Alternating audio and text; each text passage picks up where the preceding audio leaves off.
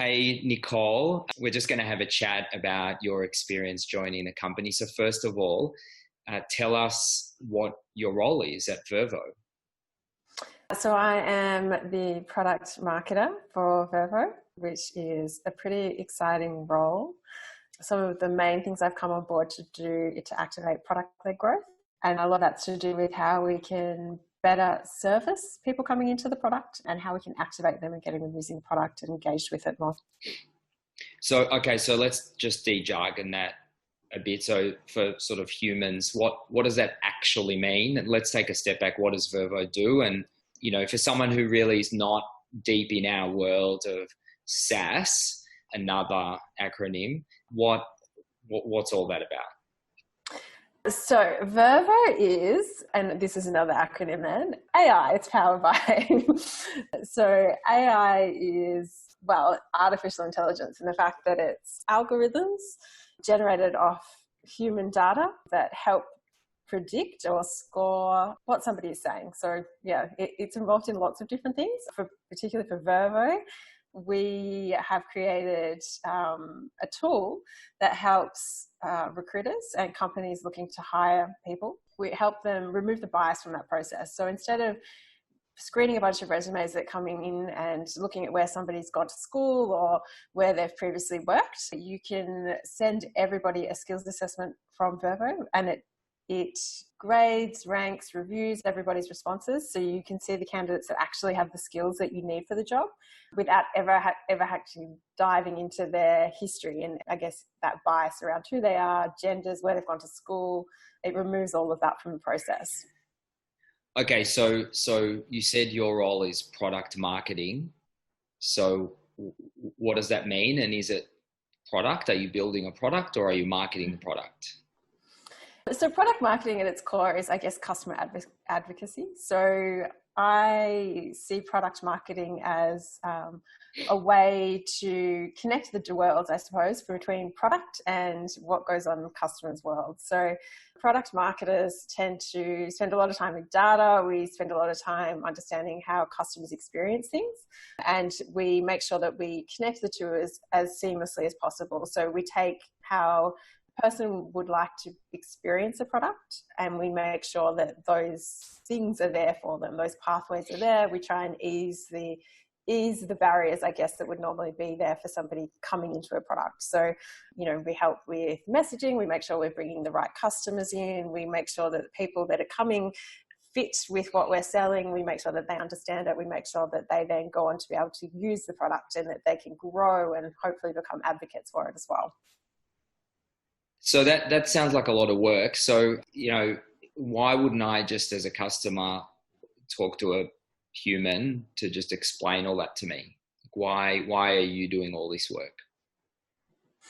So human interaction is brilliant, but it can't be scaled for software. So that one-to-one human interaction is great, I suppose, for high-touch customers, so large businesses with big procurement processes and teams involved in them that, require really bespoke solutions. But, your smaller, medium businesses, they do a lot of online discovery, a lot of I have this pain point, I have this need, I need to go and get it fixed now.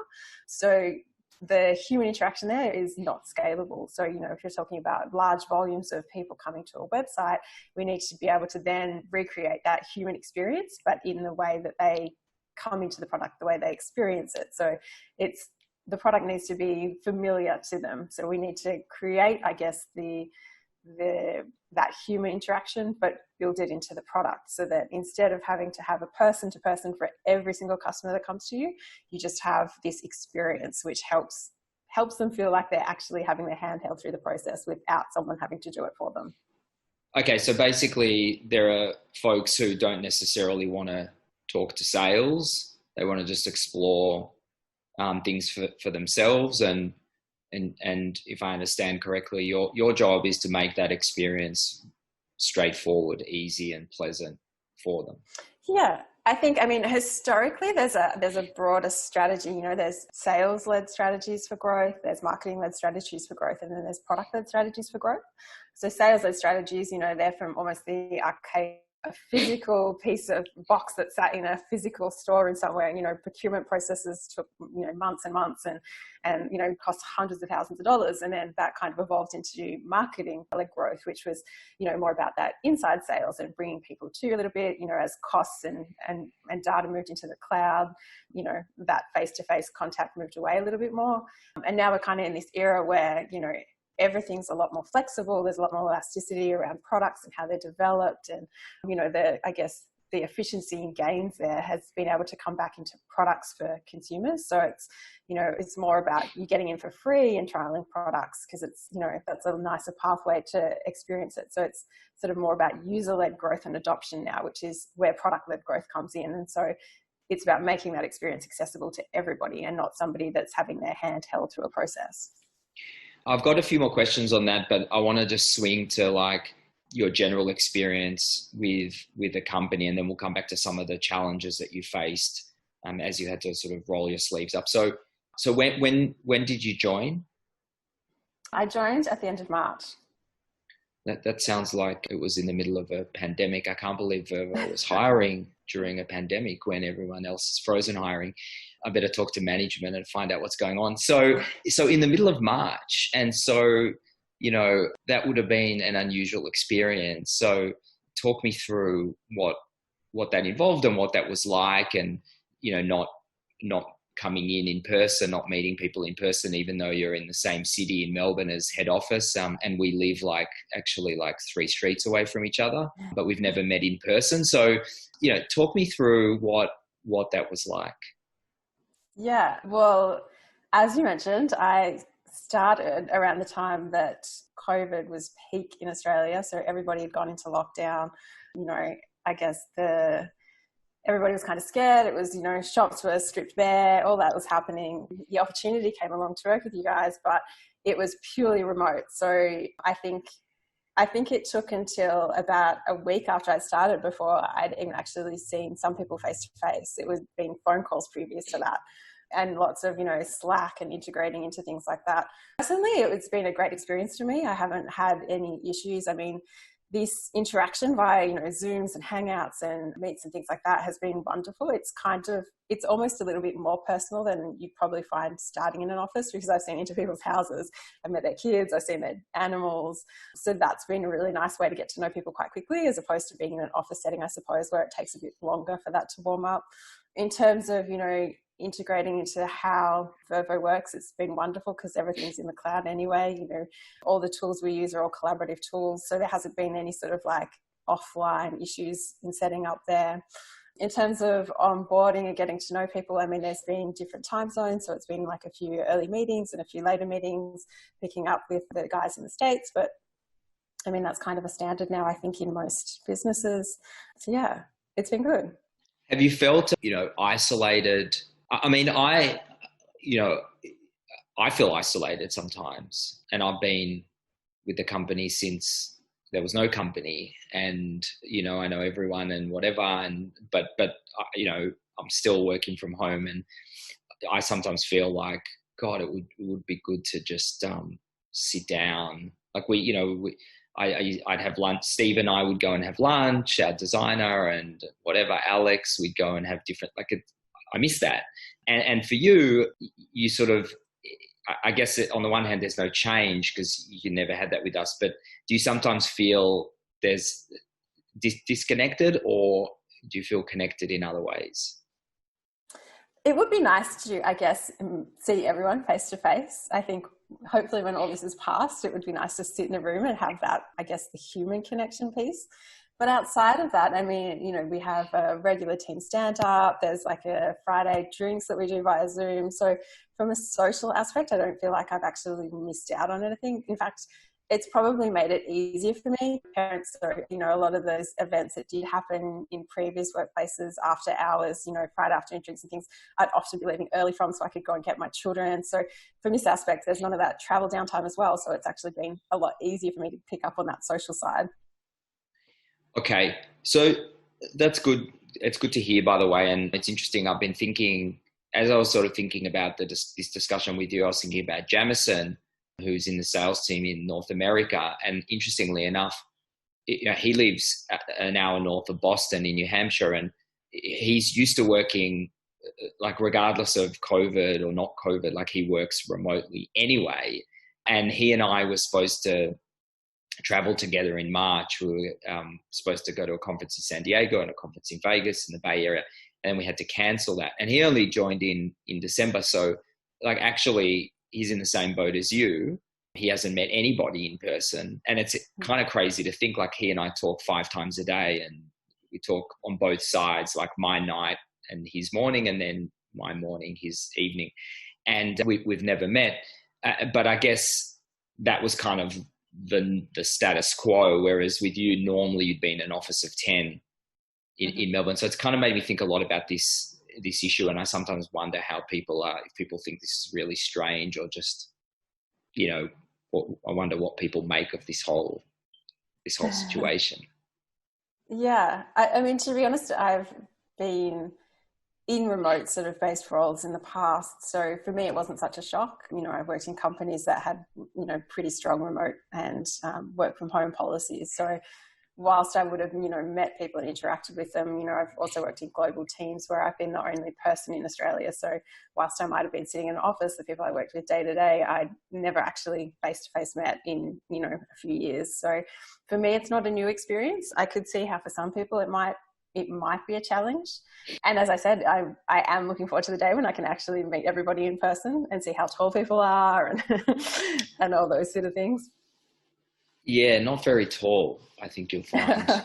Not as tall as maybe people think that they are. So, I mean, hopefully we get to have, you know, a big Christmas party at my house this year, and hopefully well before that, it's fine to interact in person, but see how we go.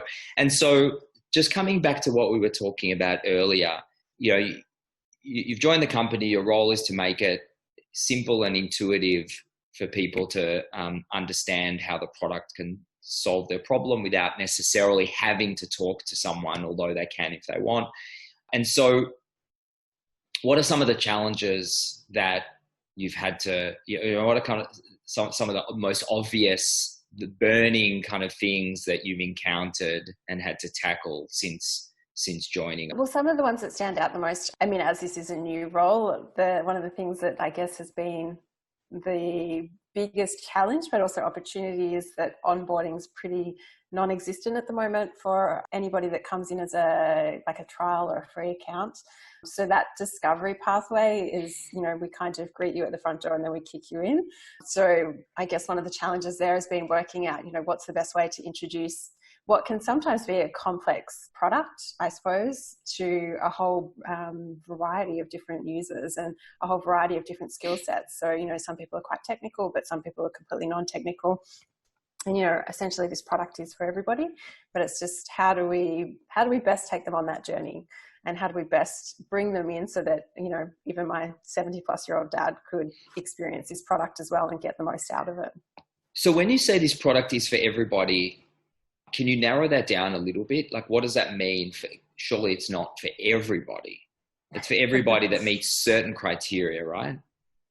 Yeah, I mean, look, not for everybody. You know, individuals will probably never really have a need for this product. You know, Vervoe is it's predominantly for people looking to hire large volumes of people that, you know, that have a top of the funnel issues. So it's, you know, I have this role that has, you know, like thousands of applicants every month. You know, I can't possibly assess all these candidates. You know, I need help doing that. Or, you know, further along, there might be people with lesser volumes, but, you know, they've had issues with bias or issues with, you know, internal, you know, talent management, perhaps is like starting to feel like maybe they've missed some of the great standout hires, or perhaps there's a disconnect in the relationship with hiring managers. And, you know, Vervoe can really assist with that, because instead of looking at, you know, individuals, we look at skills.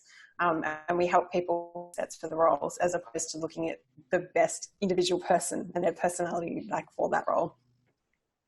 And so as you've gone through this process of trying to identify the issues and work out what to focus on, what's something that's surprised you, whether it's good, bad, indifferent? What's something that maybe it's about the company, maybe it's about the product, but something that you've really found surprising since joining? Not so much surprising, but it was it was nice was the fact that it's actually a really, really good product, and it is what it says it does. You know, it's not, there's a lot of other pre-packaged, I suppose, tools out there saying that they're AI, but they're actually not. They're just, you know, like multi-choice kind of things. But this is actually like genuinely a very, like, it's a real product. It's a real AI. It really, you know, it molds to your personal preferences. You know, it feeds off the data that you give it. So from that angle, that was really nice. I mean, you know, it wasn't so much a surprise, I suppose, but it was nice to realize that the product is actually what it says it is. And so what's next? I mean, you know, you spent the first 4 to 6 weeks kind of getting across some of the issues, and onboarding's a big one that you mentioned. So for the next 3 months, what are you focused on? So the next 3 months is, I guess, really starting to deliver on some of these things that I've been looking into in some of these initiatives and working with the product team on. So first up, we'll be looking at introducing a new plan to our pricing system to help with our SMB people coming on. We'll be looking at new onboarding, which is really going to help everybody, regardless of their stage and where they're up to, understand the value of the product when they come in, which is exciting. There's a lot of small and also big, large features coming in, which are also very exciting, or assist people, lots of integrations, lots of features within app, and looking at new pathways as well. So reducing some of the clutter that you might have experienced in the UI so that it's a lot more intuitive, a lot easier to find things, bringing some insights in as well, which I love. I'm a big data nerd. So helping people make quick decisions based off the information they can see. So, you know, you'll be able to see how many hours you've saved by somebody by this assessment, or you'll be able to see how many people completed it, or how much it might have cost you per completion. Lots of really interesting insights. If it's a new assessment, you might be able to see, you know, have some industry benchmarks and see how many people in your industry have used this and how successful it's been for them. Sounds like a lot. Sounds like some good stuff to stick your teeth into. And so, final question.